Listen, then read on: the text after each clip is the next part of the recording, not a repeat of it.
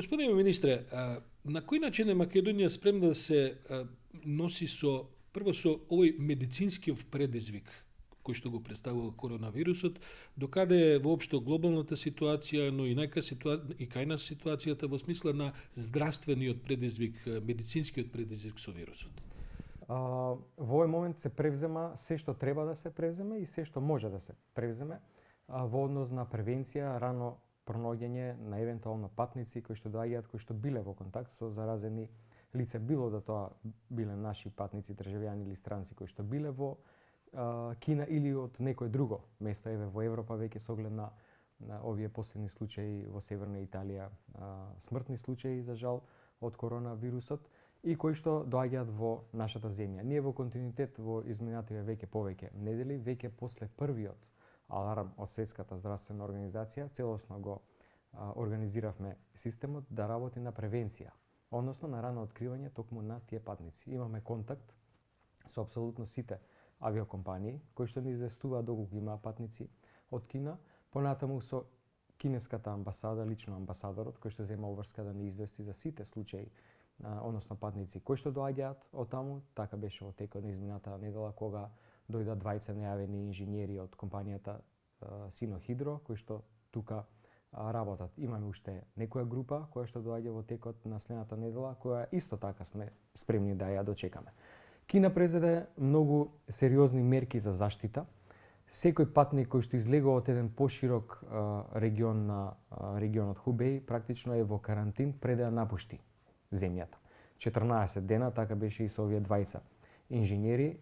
Дополнително на тоа се организираше здравствен надзор за уште 2 недели, непосредно после доаѓањето во нашата земја, но во меѓувреме на самиот влез ние направивме тест и тие се негативни на коронавирусот. Сакам да кажам дека ги преземаме апсолутно сите мерки на внимателност, пристапуваме со највисоко ниво на сериозност кон ова прашање, посебно имајќи предвид што нови информации за вирусот излегуваат практично цело време, со оглед на тоа што е тоа нов вирус, имаше многу непознати, некои од последните податоци укажуваат на тоа дека не е само со директен респираторен пат преносот, туку дека и фекооралната инфекцијата, така да тоа го зголемува ризикот од трансмисија и таквите податоци ние ги користиме во смисла на тоа да укажеме на сите кои што доаѓаат во нашата земја, кои што имаме информации дека можеби биле во контакт со заразени лица, можеби доаѓаат од некои од критичните региони во светот, какви насоки, какви совети им се даваат после соодветното интервју со епидемиолог на самиот влез во земјата доколку е тоа потребно. Светската здравствена организација за време на викендот излезе со соопштение дека останува уште еден мал window of opportunity, што велат, значи прозорец за да може да се интервенира за ова да не стане глобална пандемија. Меѓутоа, таа веќе почна да се шири, особено во Јужна Кореја, еве сега прв пат и во Италија, каде што неколку градови се затворени така натаму. Така што се чини дека е повеќе прашање на време кога ќе се прошири и пошироко во Европа, отколку дали ќе се прошири. Што е следната фаза од оваа фаза во која што велите дека сме спремни да го дочекаме вирусот? Што е следната фаза доколку сепак во Македонија се покаже и прв позитивен случај на вирус? Би укажал на неколку работи. Прво, бројот на заболени во Кина почна да се намалува, што е еден добар знак, што секако не е гаранција дека бројот на заболени кои што ќе се откриваат широм Европа заради контактите, патниците, отворените линии на комуникација, исто така ќе се намалува. Спремни сме да има и во други делови на Европа информации за новозаболени. Меѓутоа, овој податок дека бројката во Кина се намалува е навистина охрабрувачки податок и еден таков како што Светската здравствена организација вели window of opportunity, кој што точно дека се стеснува со оглед на новите случаи во Европа, меѓутоа се уште постои да не се прогласи таа глобална пандемија. Во однос на организација на нашиот систем, од медицински стручен аспект гледано, имаме алгоритам кој што веќе е пратен до сите институции, како и што треба да постапат. Тоа значи дека сите институции кои што треба да бидат и би биле вклучени доколку се јави случај, веќе се на највисоко ниво на спремност да постапат, да настапат. Тука станува збор за службата за итна помош со соодветен пристап, службата за инфективни болести, на клиниката за инфективни болести со оддел за изолација, односно карантин, доколку треба, сите соодветно опремени и едуцирани нормално со соодветно ниво на експертиза заради тоа што сите биле дел од овој систем и при минатите епидемии на SARS, на Ебола и така натаму. Во однос на покренување на целокупниот систем во смисла на мултисекторски пристап, ние имавме веќе неколку состаноци на Комисијата за заразни болести. На тие состаноци, на еден од тие состаноци присуствуваа и представници на другите институции, граничната полиција, Центарот за управување со кризи. Значи, сите се информирани што и како ние од здравствен, медицински аспект треба да направиме и правиме во овој момент и доколку треба, нормално дека ќе подигнеме нивото на подготвеност и за уште еден степен доколку се појави некој случај на коронавирус. Тоа е се уште во фазата на некаков медицински третман. Меѓутоа, очигледно дека коронавирусот наметнува потреби од општествен третман. Во Италија дури и војската е веќе ангажирана во изолацијата на 2 града во кои што се појавил вирусот и така натаму. Има ли во Македонија, вие говорите за координација се уште на медицинско ниво и на ниво на службите кои што работат во медицински пресрет на коронавирусот.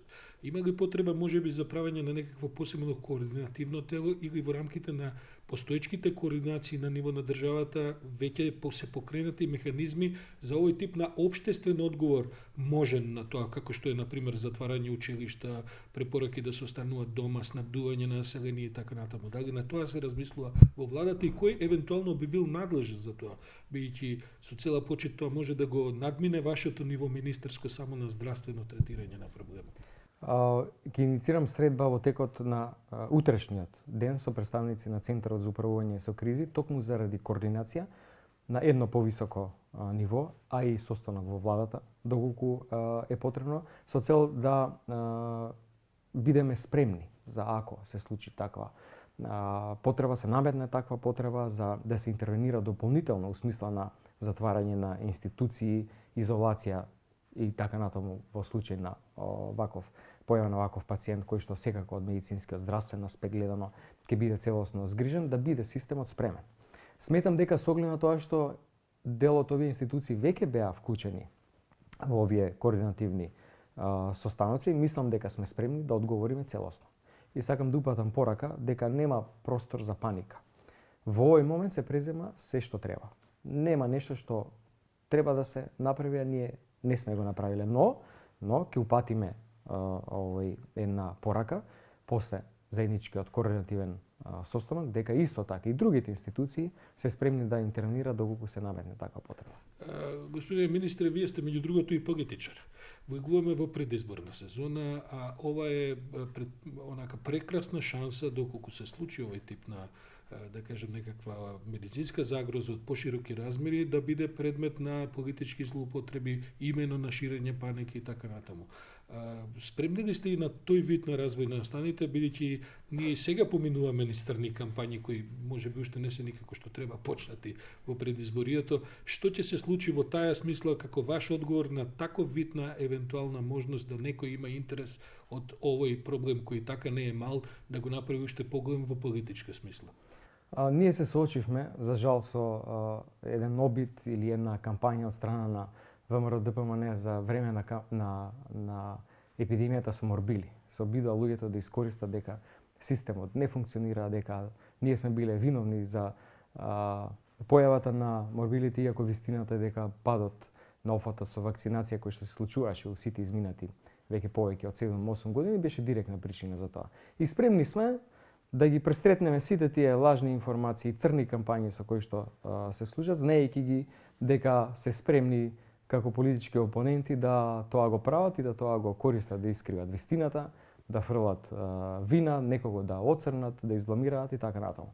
Меѓутоа, тоа не е причина, нормално, да ние не бидеме спремни, да направиме се што треба, да го подигнеме системот на највисоко ниво. Справувањето со епидемијата од морбили покажа дека ние сме спремни тоа да го направиме. Ние сузбивме таа епидемија за само 6 месеци. Имаше, за жал, 4 случаи, меѓутоа смртни, меѓутоа многу помалку од смртни случаи во околните земји. Во Србија и во Романија имаше над 100 смртни случаи, многу повеќе. Од 6 месеци траеше епидемијата. Така да сметам дека сме сега добро организирани во период кој што доаѓа и во следните неколку денови на наша иницијатива состаноци со сите други институции кои што би требало да одговарат Кога доколку велите се со случи. сите други институции, тоа го подразбира и Министерството за внатрешни работи, Апсолутно. каде што господинот Чулев, кој е представник на опозицијата, раководи, бидејќи во несакани димензии на таква една ситуација, Министерството за внатрешни ќе има важен дел од работата да ја обави во таков случај. Имате таа неопходна ниво на соработка за да надминеме политички недоразбирања и поентирање на партиски ниво? Ова е премногу сериозно прашање за да некој се обиде политички да ја поентира. Јас верувам дека секој кој што ќе биде повикан професионално ќе се вклучи да ја заврши својата работа. Министре, ви благодарам за Благодарам. разговорот.